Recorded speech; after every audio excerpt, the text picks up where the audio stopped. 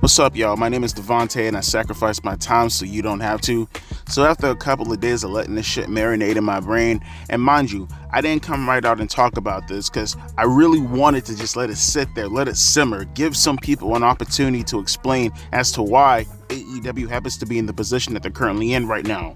Now, just to go back a little tiny bit for some of you who are living under a rock, AEW this past Wednesday, we got the news on Friday, but this past Wednesday, unfortunately, pulled in a number that was, I believe, not their lowest viewership number of all time. If you want to keep it consistent, if you want to keep it, factual, it's their third lowest rating of all time, the third lowest viewership number to be exact. But as far as the numbers are considered, as far as competition being on television at the same time going head to head, that being non-existent, being a regular night essentially, this is the lowest viewership number AEW has ever received. No preemptive nonsense, no they have to be on Saturdays or anything like that, no different stations, no. In their normal time slot, no one's bothering them, there's no head-to-head competition that's out of the ordinary. People are bringing up Kendrick Lamar. You can absolutely, and I guarantee you, almost everyone who tuned into that show watched on a device not being their television. Not to mention, it doesn't matter. You can still flip back and forth to channels. I'm pretty sure that has to affect the viewership number in some manner, right? I bring this up because you're getting a million and one excuses without taking into context, or at least using the basic connection, that maybe the product at the moment isn't good enough.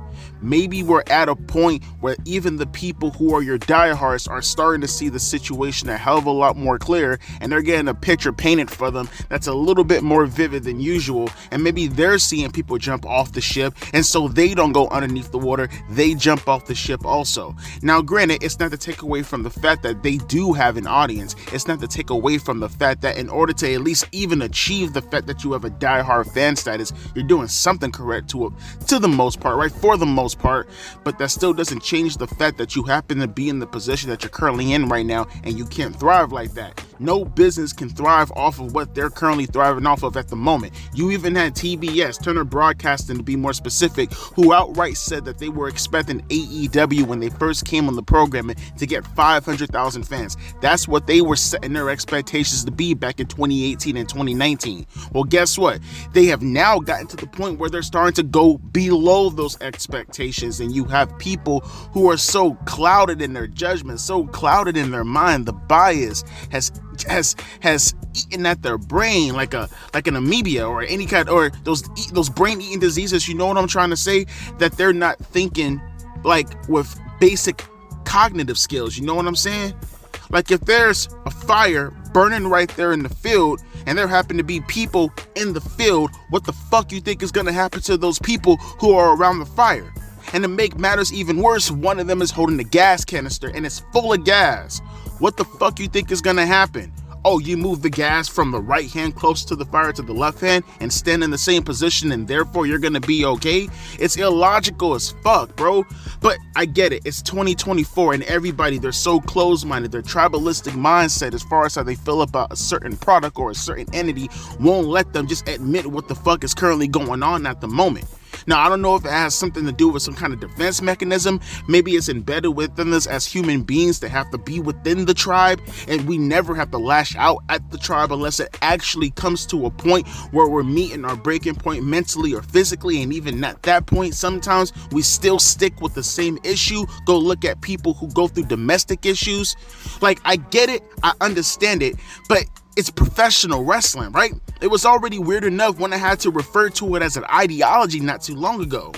So now that we have all these things brought up, now we can actually catch up with each other. Now that we see the scenario and the situation for what it is, now that we can actually identify the people for who they are, let's talk about the issue so we can actually get down to business to correct it, and maybe we can get to a point in time when this company can actually thrive. Now, we can go on and on and on and on and talk about all the things we usually talk about when having to criticize AEW. We could talk about the management issues, we could talk about the wrestling, we could talk about the booking, we could talk about the superstars and what they do as far as how they conduct themselves outside of professional wrestling that makes them off-putting to the rest of the wrestling community. We could talk about all these things things till we're blue in the face. We've been bitching about this for the better part of 4 to even 5 years if you want to go that far, because there are people during the inception of AEW who look at what they were doing before they even became a show and said to themselves, wait, okay, there are a bunch of things kind of off right now. Is this the product that they're going to be going forward with? So trust me, I look at everything and I really try to let it marinate and let people get all their excuses out before I dismantle it one by one. Not to say that I'm some fucking genius, but it doesn't take a genius to look at the product and look at what's in front of your face and say what the fuck is the problem with it, right? It takes no different, it's no different, like I said, than seeing someone stick a fork inside of a damn plug socket. You know it's bad because you know the end result in the end of the day.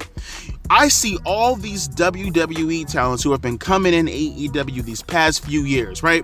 The Bryan Danielsons of the world, the CM Punks of the world, right? The people who even started the company, like a Cody Rhodes, for an example. Recent people like Edge and Mercedes Moné. And I really have to ask myself, you bring in all these talents worth millions upon millions upon millions of dollars, and you would think that maybe the smart thing to do would be putting them in a prominent position to garner the viewership from your opposition, considering they're the standard bearers of professional wrestling. You want to siphon from them, get yourself like stable, you know what I mean? A stable foundation from their audience, because they're professional wrestling fans, and then use that as an outgrowth, right? You want to be able to get yourself a solid 1 million fans at the very least. That's the bare minimum as far as what you should be getting in order to at least look serious, right?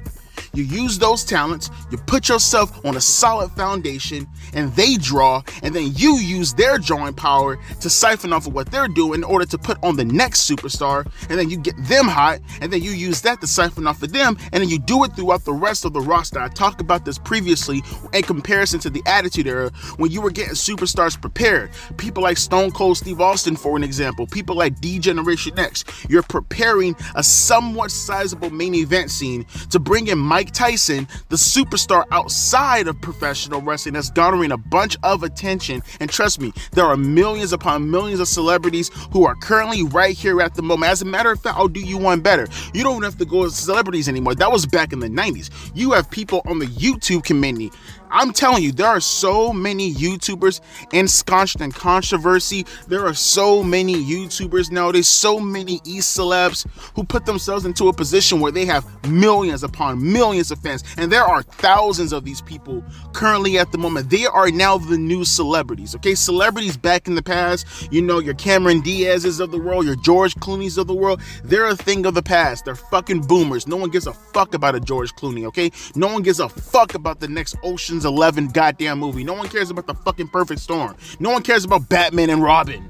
Well, fuck, no one cared about Batman and Robin in 97 either. But my point being is, though, you look at all this shit right here and you say to yourself, well, damn, bro, you have an easier advantage to take advantage of who you have currently at the moment, because these people, not only are there thousands upon thousands of these people who probably will look for the invitation and then look for that as far as more of a way to appeal to a broader audience. Look at Logan Paul, for an example, with WWE, and they're going to come most likely at a way cheaper price, even at inflation rates, compared to the celebrities of the past. There are multiple ways you could do this, like they did with Mike Tyson when they used to get over Stone Cold Steve Austin when he was already super over as is, and then you use Stone Cold Steve Austin's star power to get over Mick Foley even deeper, and then they siphon that off into the Undertaker and Kane, and then they siphon that off into the Ministry of Darkness, which in turn siphon that off into Mankind, and then Mankind to The Rock, and then Triple H, and then it just keeps going and going and going and going, and it's so infectious to the point where you have people like Too Cool, Scotty 2 and Grandmaster Sexy, who are over. You see how that works? And it's crazy how you got WWE talent to pull this off with. It's crazy that you have all these e-celebs that you can use some of their star power, some of what they actually bring to the table. Like I said, look at a Logan Paul, to your advantage, and you do none of this. Your advertising is absolute dog shit.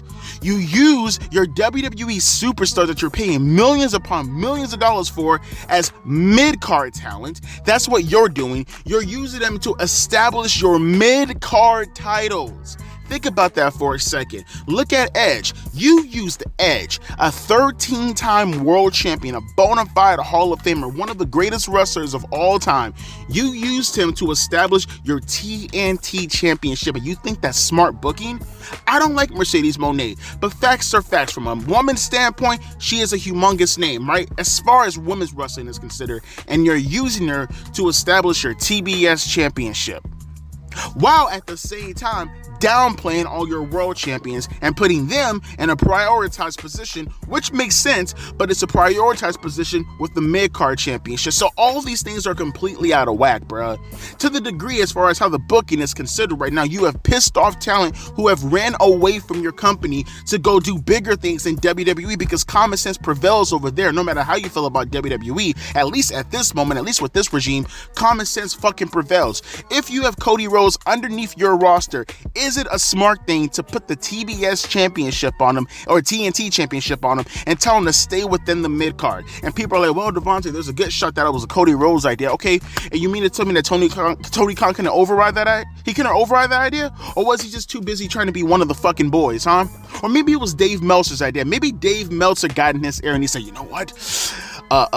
Tony, I believe that maybe it's a good idea if you just maybe you should just keep I don't know, maybe you should keep the TNT title on it because there's a good shot that because you know back in the days with George Hackenschmidt, back in 1970 when he was a zombie, he was a mid-card champion, and you know, and golly gee willikers, you know, shut your dumb ass up. No, it was stupid. It was stupid for Cody to be a TNT champion, to be a mid-card champion. Look at what he's doing right now. That could have been you. CM Punk, oh boy, because we're just opening up a can of worms that's been opened up 1,000,001 times. Shut open.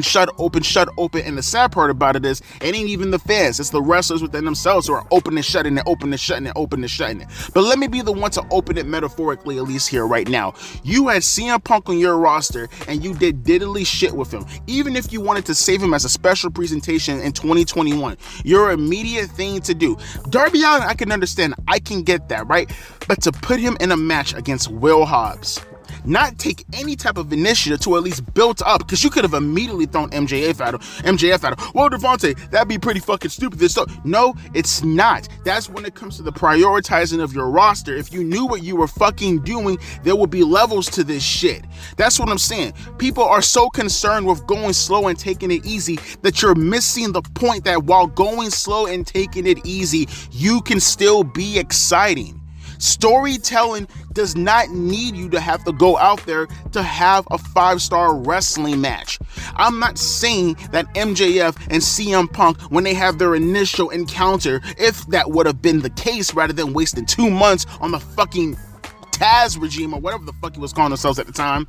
My point being is, you could have absolutely used MJF and CM Punk at that point in time to build up, and that could have played itself out for months. 4 months. That's how you set the course. And then you have everybody who associates themselves with MJF take on CM Punk, and therefore there is still a direct connection with MJF without having MJF having to touch Punk, and then they have their first meeting most likely at Full Gear, I'm gonna assume, right? And then you build it up to another special match, probably in my opinion at Revolution, and then you kill off the entire feud at somewhere like Double or Nothing, for an example. Instead, you do the complete opposite. You waste his time for about 2 or 3 months, then he goes and then he has a fucking promo battle with MJF for weeks upon weeks upon weeks upon weeks. You do diddly squat shit with him. You do the MJF cliche tropes of, well, you have to run through this hurdle or run through this hurdle or run through this hurdle, and then they have a fucking television match for 45 fucking minutes just to juxtapose that into having a fucking random ass match on fucking Revolution of all places, a dog collar match, which was a great fucking match.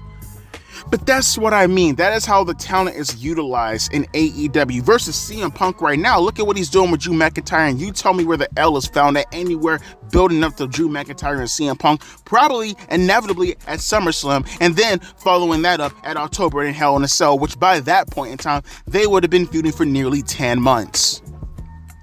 I mean, in the words of CM Punk, tell me where I'm telling lies. I went on too much about Edge and Christian in that situation right there. All right, I already talked about Mercedes Moné and how I feel about her fucking run currently at the moment. And this just goes on and on and on and on and on and on. But then you wonder, I bring these things up. These are the end of those. These are the ingredients that WWE used in order to create their meals within their company that fed people, man. They cooked and people ate. Everything that I'm saying right now, you think these are shits that are just coming out of my head? No, that's how I know you 20. No, because this shit was done 20 years ago. Everything that I'm saying right now, granted, obviously the stories in themselves played out, but the ingredients, the food, the actual ingredients that made the food in itself, bitch, this was done plenty of times in the past. That's how people got connected with professional wrestling. It's common sense booking, man. It's common sense booking. It's crazy to me, bruh. But then people sit back and they try to wonder why the fuck they're in the position that they're currently in right now.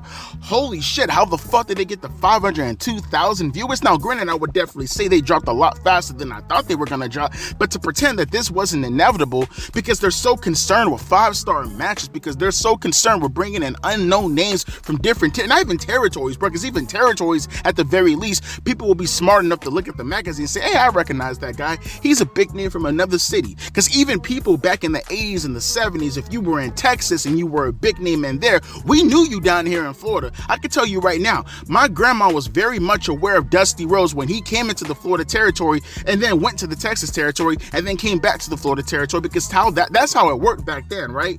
It's not like an independent, because that's the difference between a territory and an independent territory. You go to each town and you do what you want, each state or whatever, you do what you want. Whereas an indie promotion is like a territory, but it's based. It's an actual base. Like, people are usually contracted. And from my understanding, someone can correct me if I'm wrong, but that's the difference between an indie and a territory. You ain't contracted. Not to really, pretend as if contracts existed back then, but that's the difference, right?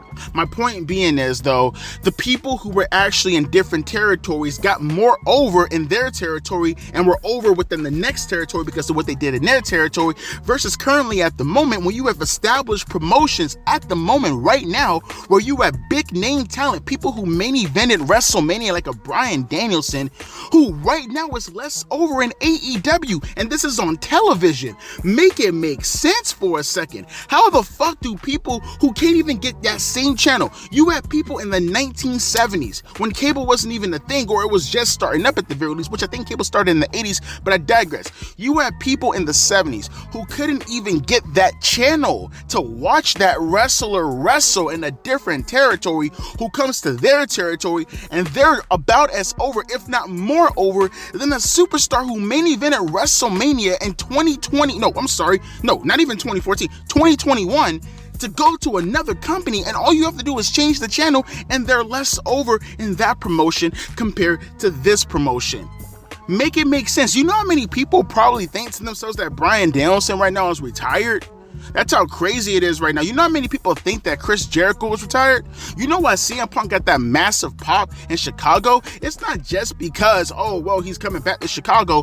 There are people who genuinely probably thought CM Punk was gone this entire time, right? Now, obviously, not everybody has to be terminally online to know what the fuck is going on in AEW, but I can guarantee you there are people who don't follow the promotion like that. I can tell you off rip that even me, back in 2000 when WCW was being ran creatively by Vince Russo, I can tell you I had no fucking clue what was going on in WCW. Granted, from time to time I would switch the channels and I would see WCW, but really I couldn't really go out of my way to tell you what ongoing storylines. I knew the wrestlers for the most part, but I couldn't tell you what ongoing storyline was happening in 2000 in real time. Even though all I had to do was turn the channel, because I was that much indebted with WWE at the time. I was so focused on the WWE product that all it took me was to turn a few channels down. Channel 55 back in the days was USA Network. TNT was 51 or 50, one of those two channels. All it took was 4 channels flipped down in order to catch what the fuck was going on in WCW. And later on in 2000, when they went to Spike TV was channel 59. All it took was or at the time TNN, I guess, all it took was a few channels to go down and check and see what WCW was doing. So it's not too far-fetched to believe that the wrestlers who are currently right now in AEW, people don't even know exist at the moment. They probably think they're retired. And that's all on Tony Khan. And to make matters even worse, at least WCW at that point in time, granted, obviously, you got to really take into consideration the inflation, obviously, when inflation in terms of the actual viewership numbers and ratings, right? Yes, they were probably making around 2 million or 3 million viewers or whatever the case may be back in the year 2000, right? But at the same time, obviously, you talk about cable and all these other distractions, yada, yada, yada, with fucking social media and all these clips and then the mobile devices and all this other stuff. But even then, think about it for a second. If you're not willing to even catch AEW on television and you're a normie, what the fuck do I believe that you're gonna catch AEW clip-wise on your cell phone? Right? Especially, like you said, with all the other distractions, right? If that's what's coming to your mind at the moment. You had all this WWE talent right there. And you listen to Dave Meltzer fill your head with bullshit to tell you, hey, book this Japanese talent on the show. Hey, maybe you should think about doing Forbidden Door to connect these two companies, even though no one gives a fuck about those other companies. Hey, let's have everybody's fucking champion come over and run the roost on your damn brand. Hey, let's have over 50 fucking championships and make every other belt within your company irrelevant. Hey, let's have 3 mid-card championships. Hey, let's have 2 sets of tag team championships. Hey, let's have 2 women championships and make everything more important than the world champion at the moment, right? Because if you're a WWE talent, obviously you get prioritization for the most part, but at the same time, it's prioritization with the secondary championship belt, while your main talent, your homegrown talent, not to suggest that Swerve Strickland is, but I'm giving an example, they don't get over at all. You did not use any of the WWE talents to give the rub to any of these superstars because you're so busy trying to establish your secondary championship. It makes no sense whatsoever, and I come right back to the point of what I mentioned earlier, and I'm saying, are you really this dense? Are you fans really this dense to pretend that you don't know the reason why AEW happens to be in the position right now? You know exactly why. You know why. And to make matters even worse, all these talents, for the most part, like I said, because they happen to be on your brand and no one's talking about your brand right now, all you do is ruin them. You ruin their name. Maybe, just maybe, if they come back to WWE, they might get a pop because people are like, holy shit, they're still alive. But that's what I mean. You can have these guys legitimately walk through an airport right now and they'll be recognized strictly because of what they did on WWE over the past few years or decades, but they can't fucking tell you at all that, hey man, I seen you wrestle on AEW Collision the other week, guy. That ain't worse I ever fucking left a human's mouth. Get the fuck out of here. It's just crazy to me. It's just mind-numbing to me that people are legitimately having conversation as to why AEW is in this position right now, and they make up all these fucking excuses when it's obvious, it's right in front of your face. The reason why they suck right now is because of the product. But so many excuses in order to deflect from the main cause of the issue is fucking just crazy to me, man. But let me get the fuck up out of here, man. I'm gonna let you guys talk about this amongst each other in the comment section. I feel like I took nothing out of context. I feel like I didn't talk shit about anyone who didn't really deserve to get talked shit about. And even when I talked shit about it, and then there was a bit of a grounded foundation of truth within it. And if it wasn't, please tell me where I'm wrong at. I would love to hear it from you. And for those out there who are gonna be like, well, Devontae, here you go again going after AEW. Well, here you go again not going after AEW. How about that? Vice versa plays roles in this shit too, right? Hold them accountable and maybe I have no reason to go after them. Stop having them blow up in the news for stupid shit and maybe I won't have to go after them. But like I said, man, accountability in 2024 is the real true generational kryptonite for fucking Z, right? Get the fuck out of here and let me know your thoughts down in the comment section below. As always, my name is Devontae and I'll be catching you guys later. A deuces and a P ice.